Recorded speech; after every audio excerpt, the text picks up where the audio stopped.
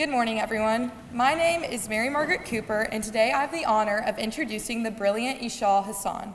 I think I speak for everyone in our class when I say I look up to Eshaal for how she pushes herself in her schoolwork daily.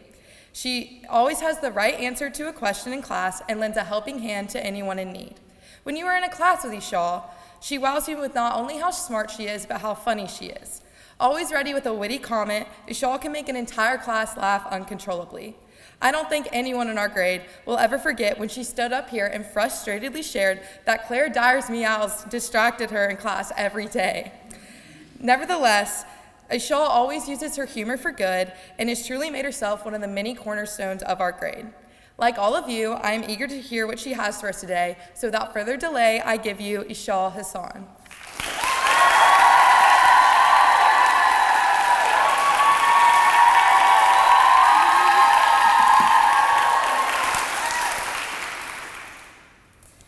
I was sitting in one of the chapel pews when my friend turned to me and said, "What's my biggest flaw?" As I was put on the spot, I couldn't come up with anything particular for her. Therefore, I gave her a generic answer saying something along the lines of, "You should be more open to people." Once I finished, she turned to me and said, "You want to know what your biggest flaw is?" She said it so eagerly that I was kind of scared, but before I could answer, she told me, "It's your nerves." I didn't understand what she was implying, and I demanded her to elaborate. And she continued, pointing at the podium, "What you did last semester, having the nerves to get up here, talking about the hijab, I asked, what was wrong with that? For reference, she was talking about when I came up here last semester on International Hijab Day and said some unexpected things. And I think I did. She responded, "Nerves like that get you in trouble." And I opened my mouth to give her a retort, but the bell had rung. During the service, I was pondering about what she said, and I realized that years ago I thought the same, that speaking up gets you in trouble, and you should lie low in the background. For a long time, I thought that there's an invisible line that I couldn't cross when talking about my own religion. My opinions about Islam often challenge stereotypes, and I've always feared making others uncomfortable with my controversial opinions. It was always easy for me to slip in the background because we never really talked about Islam in the classroom until freshman year.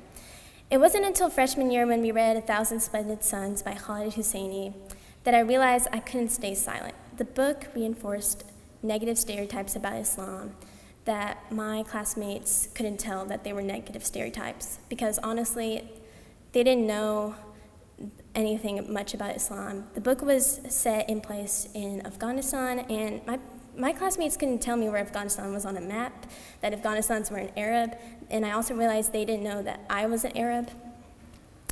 But one day I raised my hand and started talking about my religion because I was so sick and tired of hearing confusion in the classroom. And to my surprise, people listened.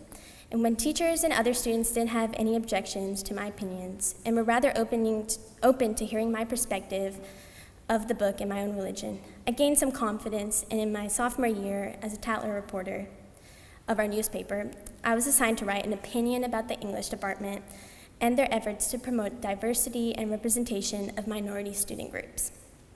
I eagerly took on this article because I clearly had a book in mind, which was 1,000 Splendid Suns, but when I sat down to write the article, I stared at my laptop screen and didn't know what to write because fear held me back again. I thought I couldn't write that this book can't be taught here because it's enforcing stereotypes. Not wanting to offend people or put myself out there and face criticism, I wrote a draft that skirted around my main idea without actually saying it. The argument was so weak that when the draft got to the editor-in-chief, she tore it apart with her criticism.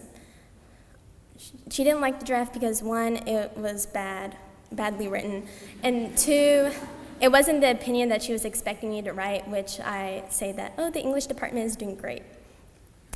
And so I went through many ALAP meetings with her, just critiquing my writing, saying what I wrote didn't make sense, and we would argue about everything from book to religion, and most of our meetings looked like, "Eshaal, you can't publish this. This opinion is not good."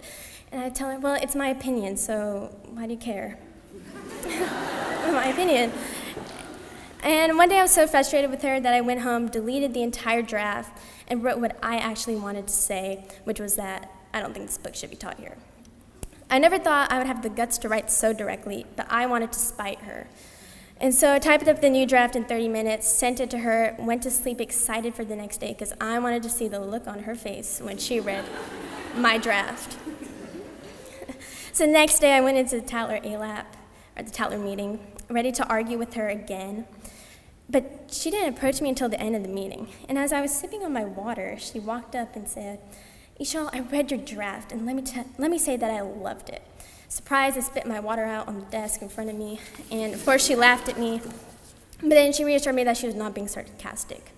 Sat there in disbelief and was thinking, why didn't you just tell me that earlier, that I should just write a better argument? Instead, I thought you just hated my opinion. And so now I couldn't believe that I could actually write what I wanted to write. And now you'd probably say, why did I go through all this trouble for one article? It was because it was my chance to be real. I became sick and tired of not expressing myself because I didn't want to make others uncomfortable with my controversial opinions. It would have been so easy to write the opinion that the editor-in-chief wanted to hear, an opinion that praised St. Mary's in the English department. It would have been so easy to come up here last semester saying that my experience wearing the hijab has been sunshine and rainbows, and it would have been so easy to reaffirm the stereotypes that people believe about my religion. But I didn't take the easy route, and by doing so, I was able to see the reward of having the guts to do these things. Writing that article didn't get me in trouble or offend people. In fact, I got positive feedback, and the editor-in-chief loved me so much that she gave me a note before she graduated, and she wrote, something she wrote was like, "Eshaal, you're a powerhouse," and she was like, "I hope you continue being passionate and loud," and then in parentheses, whether vocal or written, and she underlines the word loud, even though I don't remember yelling at her or anything. And I got positive feedback for that article, and above all, I was content that I was true to myself. With my own experiences, I firmly believe that having nerves isn't a flaw, but rather a strength. Everyone has their own journey when it comes to developing their voice, and if you haven't found your voice yet, don't bring others down when they use theirs. Instead, admire them, aspire to be like them, and most importantly, support them. And I'm happy to say that my lovely class of 2025 has supported me during the times I chose to use my voice at St. Mary's. And to my parents, thank you so much for supporting me for my entire life. Thank you.